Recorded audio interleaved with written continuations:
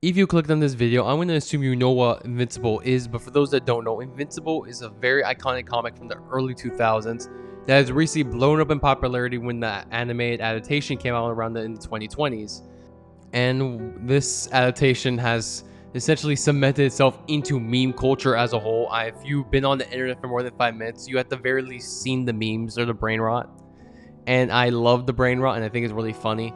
And a lot of people do like the series, and I do admit the adaptation is very good for what they're doing, especially with some of the changes they made for it.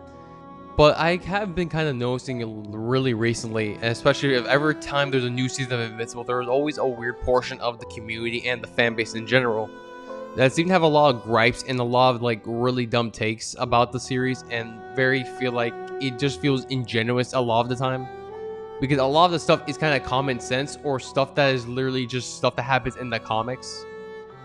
And I feel like I do have to address this because it does get really annoying seeing certain things about it. And I do feel like a lot of it feels very ingenuous, especially a lot of the stuff they say or complain about. So I feel like I have to like address some of this. And I know this is not my like usual videos. I usually do character videos, but essentially speaking, I am going to defend Invincible as a series, not just Mark Grayson, the character, aka Invincible. Also, before we even keep going with this video, I want to let you know this video will have spoilers for the show and the comics respectively. So if you do not want to be spoiled, please click off this video. I really do not want to spoil you. And another thing I'm going to address is that I will not specify if I'm referring to the comics or the TV show at any point.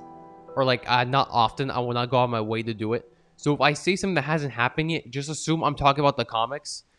Or if I'm talking about something that just did not straight up happen in the show and instead something else happened in the show, or there's a difference, I'm most likely referring to the comics, mainly because the TV show does make changes from the original source material of the comics when they originally came out, but it's written by the same creator and directed by the same creator of the comics. So personally, the changes are either improvements or they're just negligible. I do think the show does a better job than the comics, but you know, that's just me.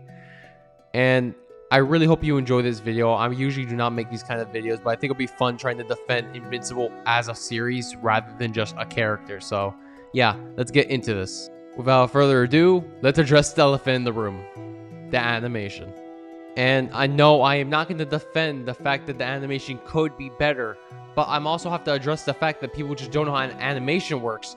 Because you have people in every comment section of Invincible be like, actually, Sam, this looks terrible. They have Amazon backing them up, producing Invincible, when we have series like Jujutsu Kaisen, and My Hero Academia, and like Freerun, and all these other epic animes, and the Chainsaw Man movie, and Dragon Ball, where they're making such HD animation that are so cool, and they have like a quarter of the budget of Invincible. It's not fair. How can our series not have as much? Okay, firstly, you should not be comparing anime to American animation, especially animators, because one, being an animator in Japan and for anime is literally the equivalent of slave labor. Like low-key, these people get overworked and underpaid, and they probably never see their children. It's literally a running joke in the anime community that MAPPA creators don't even get to see their kids.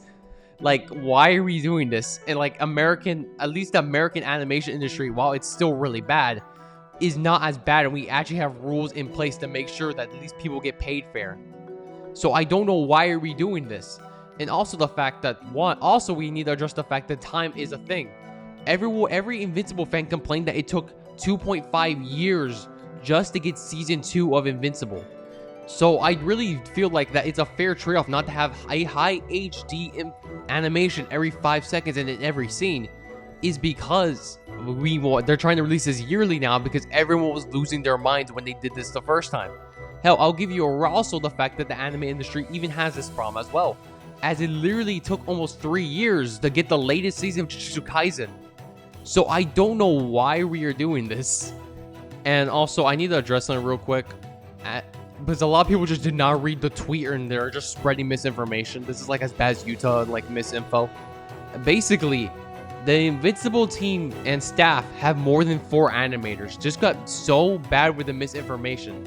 They only have 4 compositors, or people working the composition team, which, while yes, is still really bad and they definitely need more, They're not the actual animators, guys. Like, it says it very clearly in the tweet that they got this info from. So I don't know why we're spreading this misinformation that there's only 4 animators. This is like blatant misinformation. And I definitely do agree with what a lot of people saying, like, the animation could be better. But I'm also thinking about this realistically, like, not every scene needs like extreme level freaking animation for like talking scenes or just scenes in general. And even then, I like the animation style too, because a lot of people are complain about the freaking animation style and complain that's not like the comics. When one, the creator, the design, the art style that the show uses is based on Cory Walker, the original artist for Invincible. And also, and the one that everyone refers to and what art style they're referring to is Ryan Oatley's art style. While it is very good and I like it a lot, the problem is Ryan Oatley's art style is more detailed and like shows a lot more stuff. And realistically, it's in a berserk kind of situation of where the panels are so detailed and so crazy that seeing them animated just is unrealistic for the time frame they're given. And if they want to release the series in the span of less than a decade per season, like, it's actually insane. And even then, I think the animation we have is good. Like, look at some of the fights in the series and they have animation that is excellent. The Omni-Man versus Invincible fight in season 1 is a good example. The Mark versus Conquest fight, the first one at the end of season 3. The Mark versus Conquest fight in literally season 4, where they're fighting each other and Mark wins, and that animation is insane. Or literally in the first episode of the show has Omni-Man versus the Defenders of the Globe or whatever, the Guardians of the Globe. It's such good animation because they put the animation at moments that matter. Like, we literally, in this season alone, we had a hairline impact frame. We had a reverse impact frame. Why are we complaining this much? I feel like the animation is fine as is. I definitely think it could be better, but I am acknowledging the fact that I like the animation and I think it's fine. I don't need 1,000,000 frames per second. Also, yes, I do agree that they shouldn't be paying like $1 billion. They shouldn't be dedicating a lot of the budget to celebrity voice actors. I really don't think that's necessary. But I think the celebrity voice actors they have so far are like doing a really good job. So I can't really hold them for that because they actually do a really good job for their characters. So yeah, just take that as you will. I like the PNGs. Also, yes, so I can't believe this is the longest part of the video. My gosh, the animation is such a big talking point that people like to trash on. Also, let's pivot to the characters. I want to talk about Mark real quick because because a lot of people like to make fun of Mark for essentially getting his ass kicked in like almost every fight he's in. But like a main gimmick of being a Viltrumite or being invincible is the show is that Mark is literally a baby. He has either had his powers for a couple months to a couple years, and keep in mind, Viltrumites get stronger the older they are and the longer they train and have powers. Mark, at certain points in the story, is still really young. He is still a young user. And like, Oliver is proof of this, even if Oliver is not even like that a pure Viltrumite or even close to it. It's proof that the younger you are, you're just not that strong.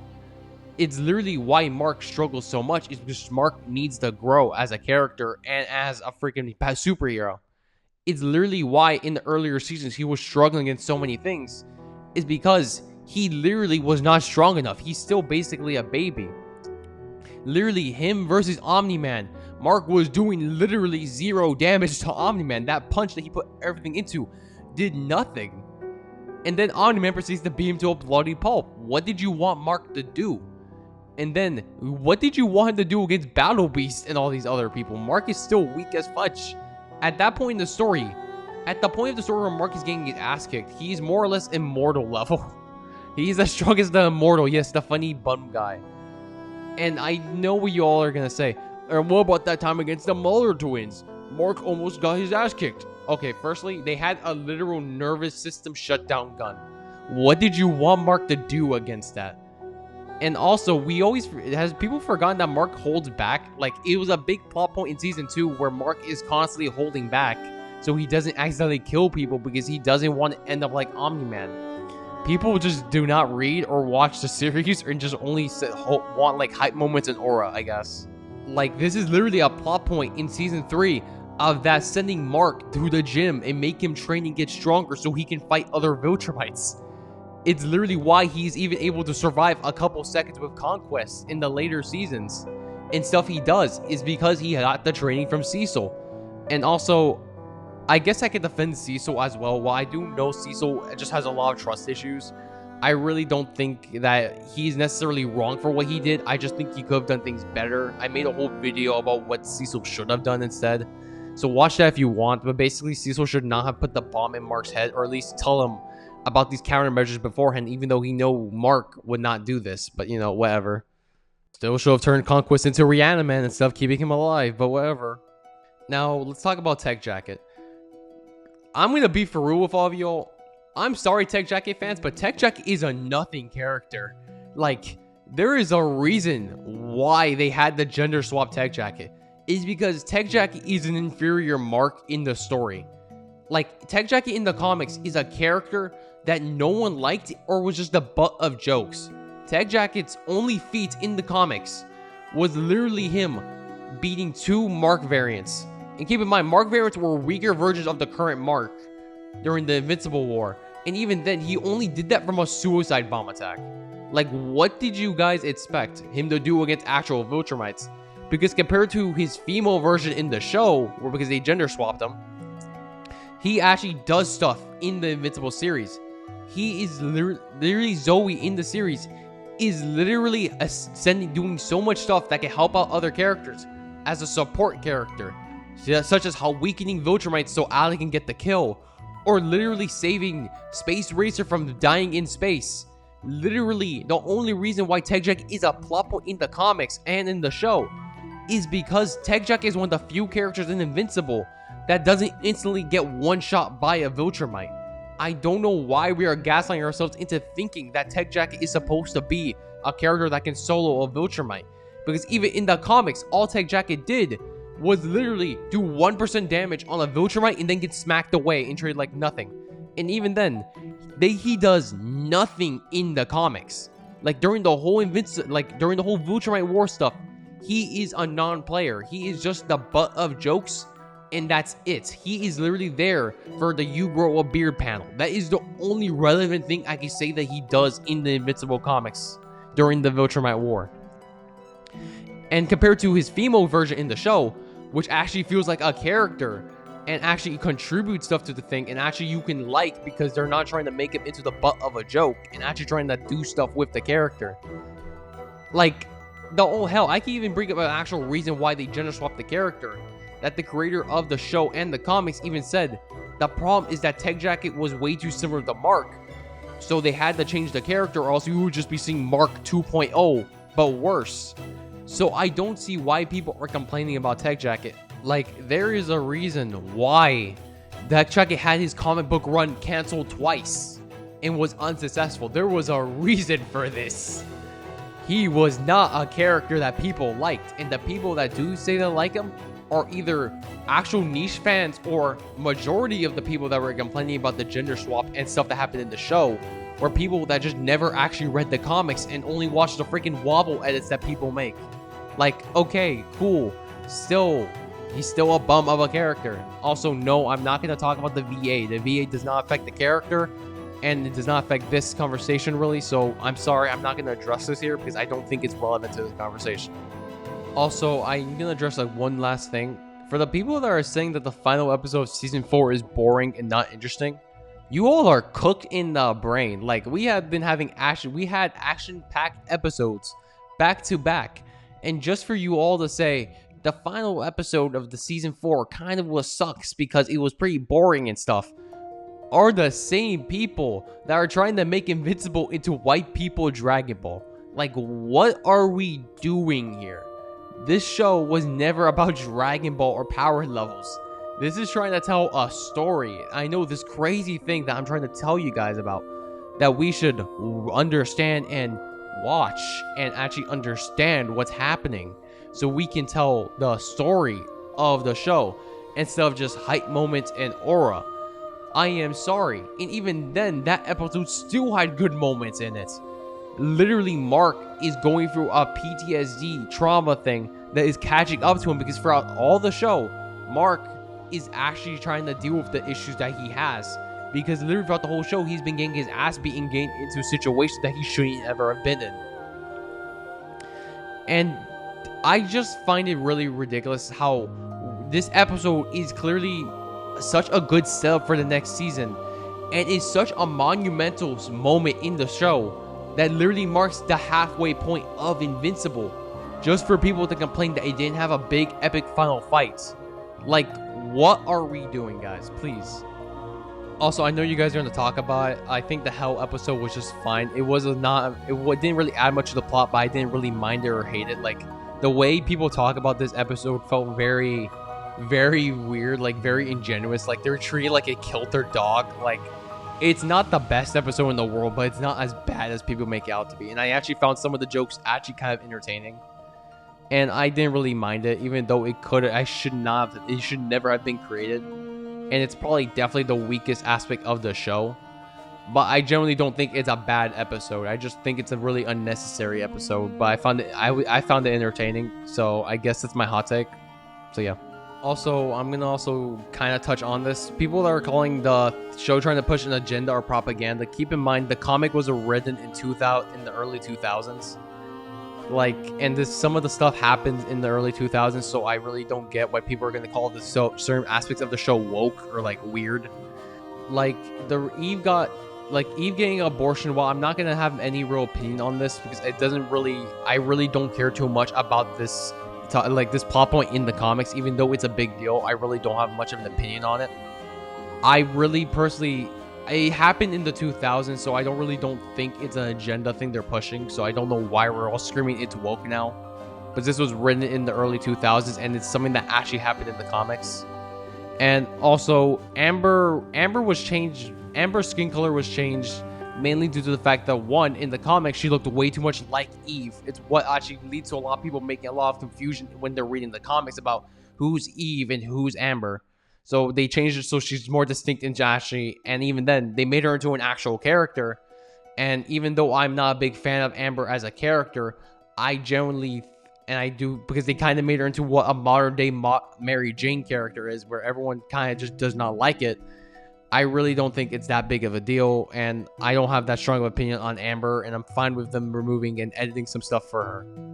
Like, you never meet an Invincible fan that read the comics originally ever tell you that Amber was their favorite character. Like, Amber was a nothing character in the comics. She was literally a cardboard cutout that drawn with, literally written on in big red crayon, girlfriend character for Mark, and that's all Amber did in the comics. And I'm kind of glad they at least tried to do something with Amber, even if I'm not a fan of it, even if they had to make her into like a Mary Jane annoying character. But I don't really have that much a strong opinion on Amber, so do what you will with this. Also, I'm gonna say this right now, even though I'm gonna just might get a hot take or something, or not even a real hot take, just something I noticed. The Nissa jokes are not funny. They've never been funny. This is the equivalent of the funny Berserk community that only spam the same one freaking joke. It's just that. I don't think so. It's literally the equivalent of Casca liked it jokes with like Griffith. Griffith did nothing wrong. Casca liked the joke. It's just not funny, and I don't think it's something we really should be joking too much about. It's genuinely such an ass freaking joke, and I don't find it funny.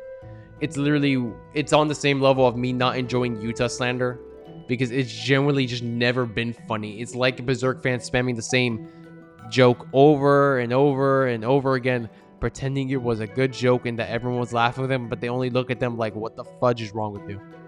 And I think this creates an issue with Anissa as a character, is that everyone making a joke makes it so having an actual conversation about Anissa as a character is nearly impossible, because people won't either take it seriously or they will just spam the joke.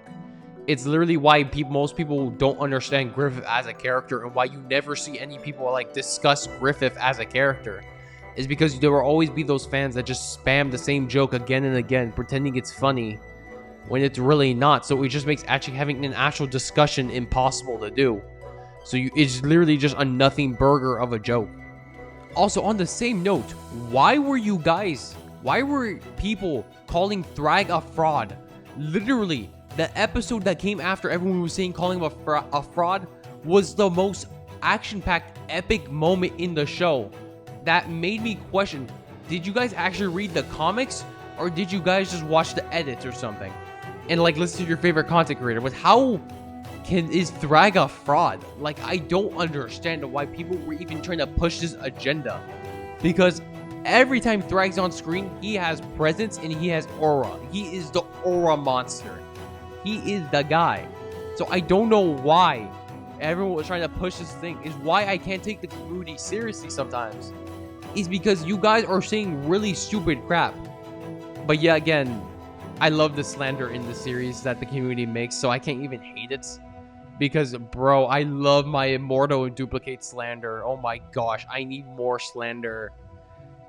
And like, it's so good. This is why I'm in like a love-hate relationship with Invincible. Is that I love the slander and I love the jokes and what the community can do. But the other half of the community that's like just making like complaining about the animation and like other stuff that's so inconsequential or just is common sense doesn't make sense. It's what makes me have a love-hate relationship with this series, even though I love it a lot and I read it a long time ago. So yeah, thank you for watching this video. These are really all my thoughts I have about Invincible and how I'm more or less kind of defending it a bit. I'm really glad if you watched to the end of this video. I usually don't do these kind of videos, but I'm doing some experimentation, so I'm glad you enjoyed this video. Thank you for watching. I really hope you enjoyed it. And also, I'm gonna leave you all with just a simple thing. Paul and Debbie are goated in the show. I don't care what you tell me. Paul is epic sauce and Debbie is one of the best moms in animation. I guess. I love you. Thank you for watching. Thank you for everything. And stay safe. And goodbye.